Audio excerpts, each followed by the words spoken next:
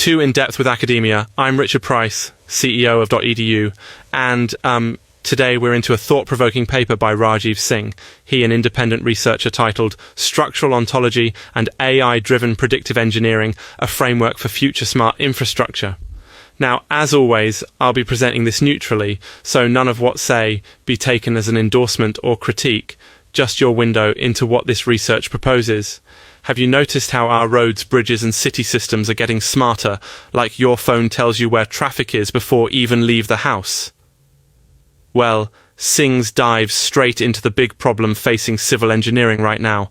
Our infrastructure, stuff like bridges and water systems, has to survive and function amid all of unpredictable stuff. CL change, cities growing like crazy, and technology changing how we live. Most of our old school approaches, bridges and buildings as, bits of materials designed to sit there and take whatever the world at them until someone comes to check up. But that's not really anymore, especially as everything gets more unpredictable. Now, what makes this paper really interesting is the core question Singh tackles. How can we design infrastructure that doesn't just send change but actually adapts to it intelligently all the time?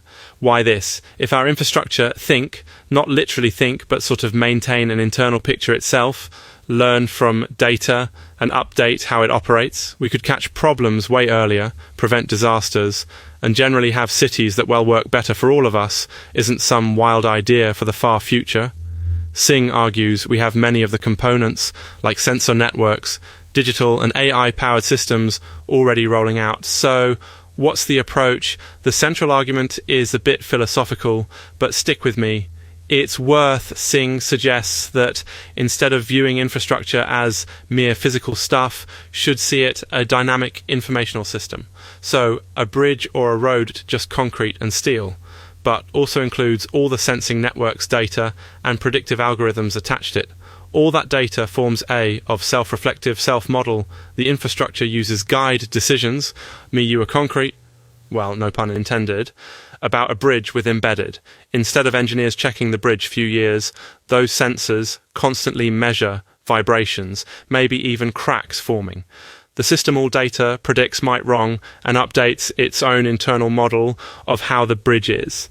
If the model points a potential risk, it could trigger a maintenance alert, sometimes well before there's visible damage. So rather than fixing things only they've gone wrong, we talking getting ahead of problems. Singh goes even further. Argues that feedback loops, so where the system uses data it senses to improve its predictions, then uses those predictions to real-world responses, you get that becomes more and more over time. It learns from its own experience, in sense, and this idea isn't stuck at the level of a single bridge road. He applies it in smart cities, transportation networks, and even climate-responsive flood control systems. Now, what does this mean for you, as someone who, say, commutes to work or wonders about the next big city project? Means, ideally, that the infrastructure around you will become more reliable, require disruptive maintenance, and respond better in like awe.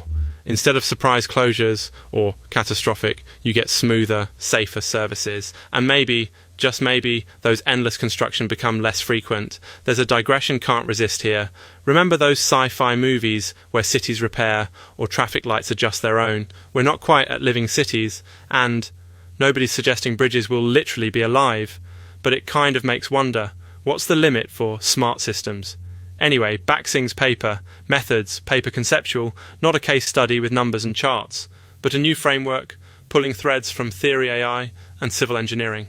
It maps these ideas onto tools like digital twins, virtual models that physical assets in real time, and out scenarios like smart flood management and adaptive transportation. Key findings: to wrap it up, sees this recursive feedback architecture as a way to shift from reactive to infrastructure. When you combine real-time monitoring, AI-based prediction, and continuous feedback, you get that learns, Annie's itself in the face. Uncertainty. But, and is crucial, the paper is just one proposed perspective, not some of truth with a capital T. Research is always evolving, and this meant to get us thinking about what's possible. not to tell us the only way forward. So what should you take from all this? Next time you see a road closure or about infrastructure issues, the news think there are researchers exploring ways to make these systems as adaptive as nature itself. Academic ideas like Singh's aren't theoretical. Eventually they shape cities we live in. Always keep bit skepticism. Papers like these are launching pads for discussion, and the last word, that's it. This episode of In Depth with Academia, I'm Richard Price, reminding you, academic research is for everyone, and the future starts with questions, not answers. Thanks for listening.